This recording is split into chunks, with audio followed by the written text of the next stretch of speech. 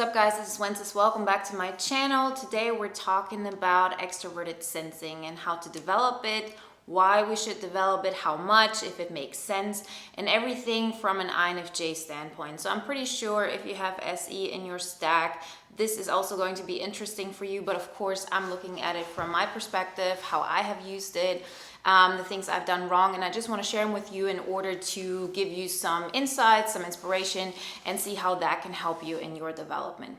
So the earliest I remember ever caring about SE was probably in my teens, and it was more of I want to have SE around me. So I was very attracted when it came to friends, when it came to boys, when it came to just like situations to have SE around me, meaning to have forceful people, and not in a negative way, but just people who go for what is important to them. Like really the entire thing of taking the atmosphere and making it yours. See, especially for INFJs or for, intuitive, for introverted intuitives as dominant, so INTJ and INFJ, like I see with my brother who's an INTJ, you feel that sensation. You feel when somebody has the power to change the atmosphere in a sensing kind of way, to take over the senses. It's like a pull you feel around you. And so I was always attracted to that. And it got to a point where specifically with ENFJs and ENTJs, there was always this thing of I wanted to be close to those people, because especially in that age, we're more looking into our third function, going into like the whole dominant tertiary loop. So ENFJs and ENTJs specifically in that age, like, let's say teens, 20s, when we're all not developed, they tend to like push into this third function more than they should. How I always went into my third function instead of my second function. I'm also going to do a video on extroverted feeling as next, so just so you know. But so there was always this thing, I wanted to be close to SE, and it was always something I projected because it was something I wanted. But in comparison to everybody around me, I kind of realized I can't do that.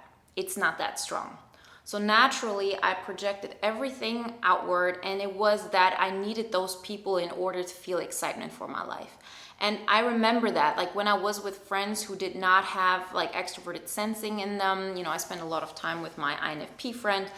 It was kind of like this part that was just numbed out. And every time I had like this SE force in my life, whatever is like came in, I was all into that. Like I needed to be that, I needed to like be close to that, and I needed to project so much as possible because I knew this is something that I want and I just can't have.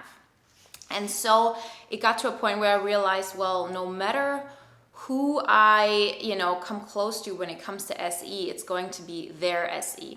With ESTPs, it can be a little different if you have, or for example, in any kind of, let's say if you have a romantic relationship and your partner wants to kind of like look into your NI more and project onto that, they kind of like, they can always live out their, like all of their SE, but since they're so interested in this NIFE world, they tend to not go so much into SE. And that's how it is with me when I'm with an ESTP, or how it used to be. Like in front of an ESTP, I could always let out my forcefulness and anything, and I knew that would not bother that person. That person would not feel like I'm intriguing into their world, into their, sensing world, because no matter what I do, I'm never going to be strong enough to have any kind of like SE effect on, let's say, an ESTP.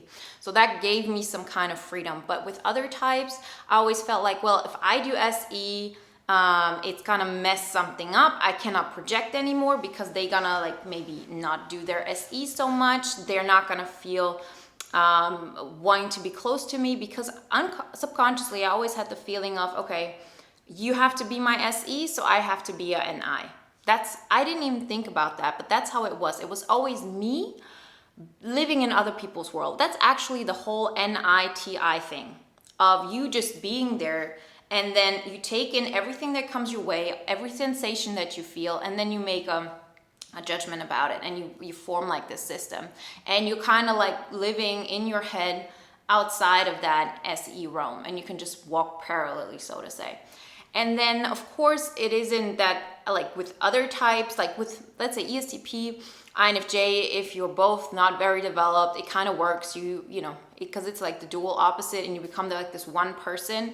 But at some point, no matter how well you are going with each other, you know, everybody has their own agenda and everybody has their own dreams and understandings. And the more you can develop into like this whole person and then connect with people who are also whole people, so to say, you can still have an amazing relationship, friendship, whatever it is, without having the entire thing of, you know, you have to do this, otherwise I'm not gonna like you, or I have to do this, otherwise you're not gonna like me.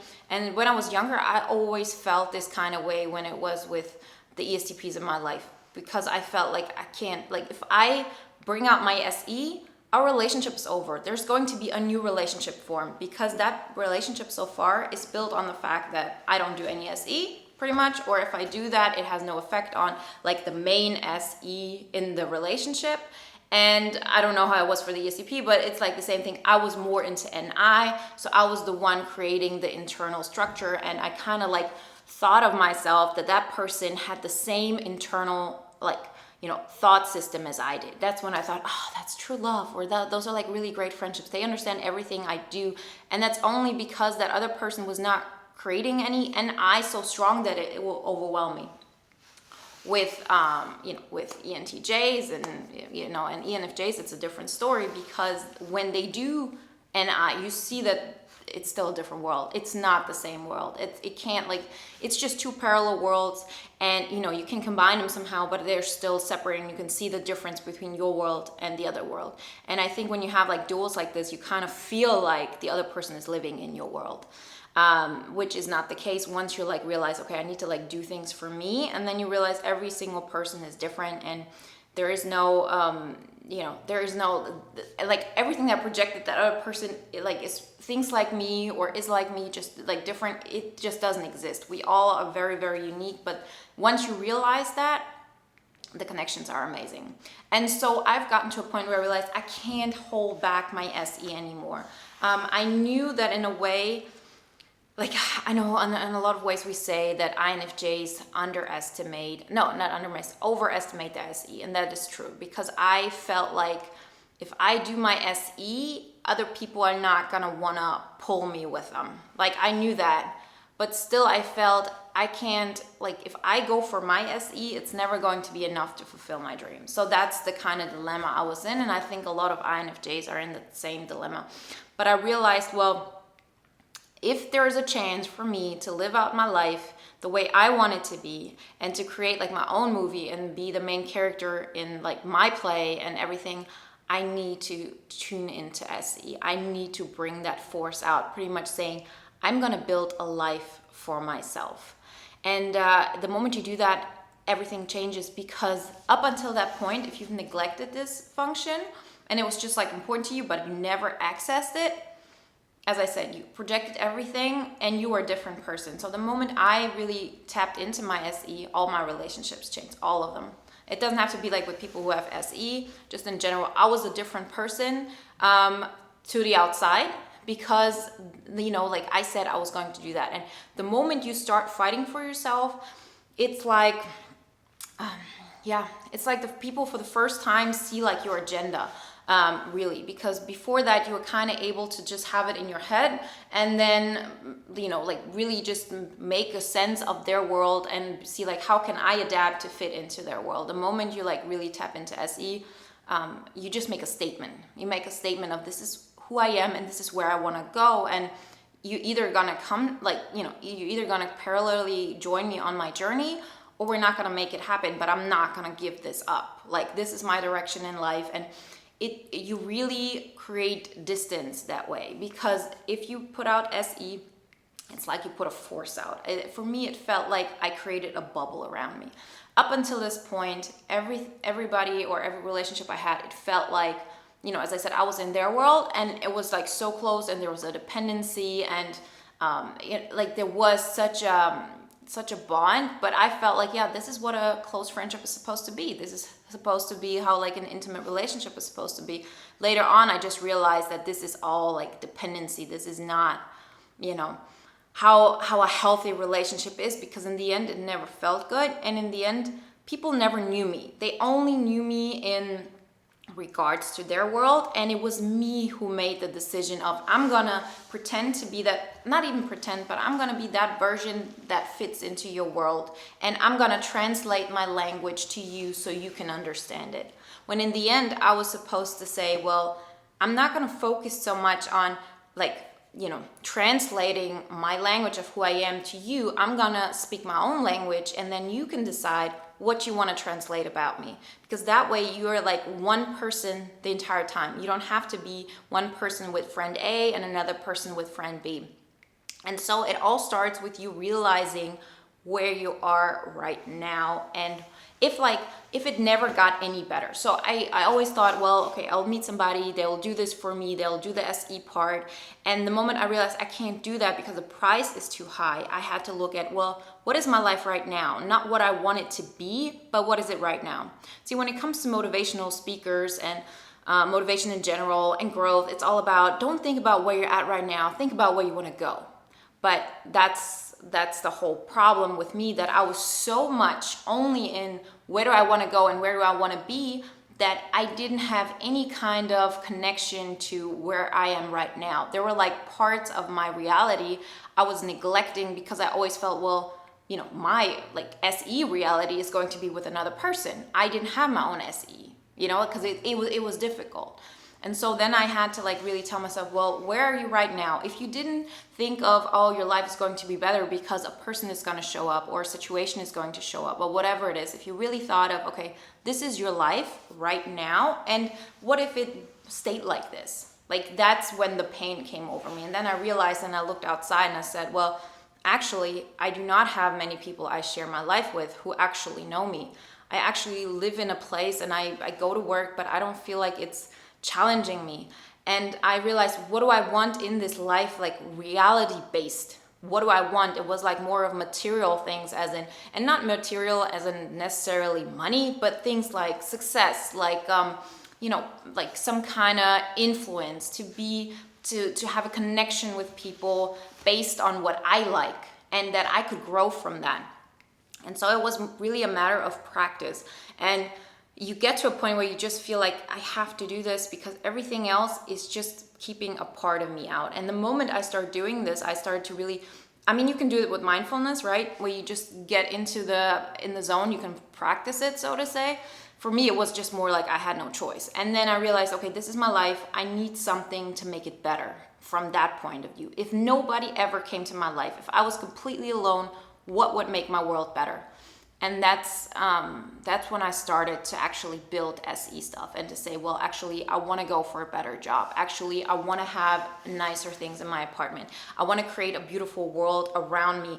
And I started caring about stuff like fashion that I thought before that, well, who cares? Like I bought flowers for myself that every week I bought myself flowers. Like, I really looked into making my senses in my surrounding better. I got a lot of furniture that was very sharp, like not sharp in edges, but in colors, that made me not zoom out that much, that not made me, every time I think about it, get into a new reality. I was here and I made it a point and I practiced that, because the moment you start doing that, then you can start building and using an eye to build onto something. It's not just like this, you can, if you don't use SE in your life, it's more like you have this NI vision and it's completely, it has nothing to do with reality. You don't change anything, you don't influence anybody, you don't help anybody. It's just, of course you can help that one person by being in their world and so on, but like you being yourself and just you being yourself and doing things for you didn't help anybody. I could only help somebody if I was actively looking at a person that said, I'm doing this for you. But there was no thing where I felt like I'm doing something for me, and by me loving me and doing things for me, just by I'm being like positive for other people, because I just wasn't doing anything positive for me.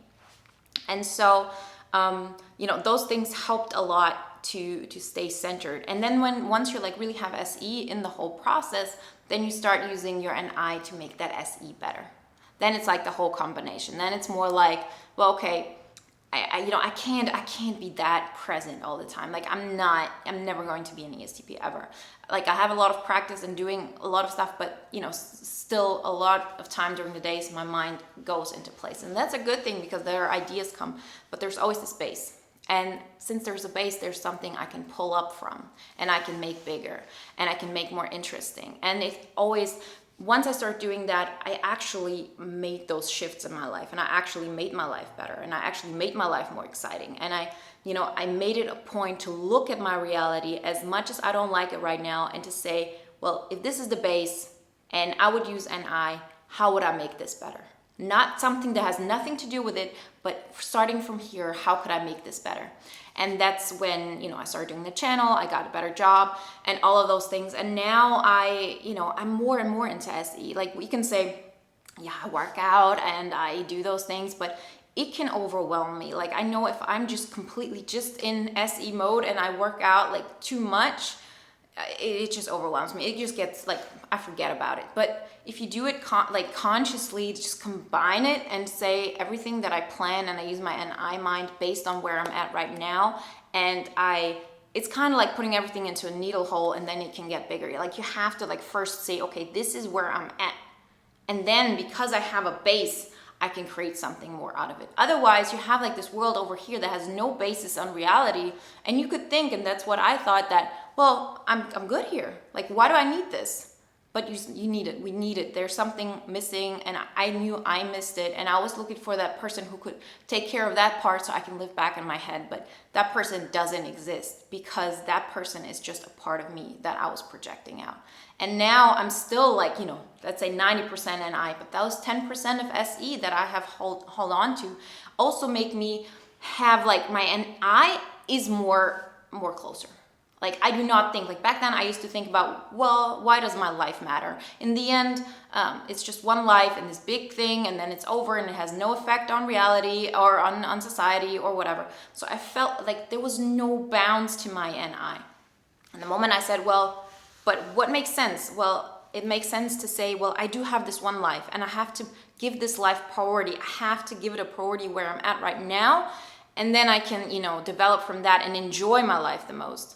Then I kind of compromise. The moment you do SE, you do compromise your NI broadness, right? And so it kind of got smaller, but it's still big enough. And it's actually, now that it does have a base, I can now finally go for my dreams. I hope that helped you. As I said in the next video, we're doing FE.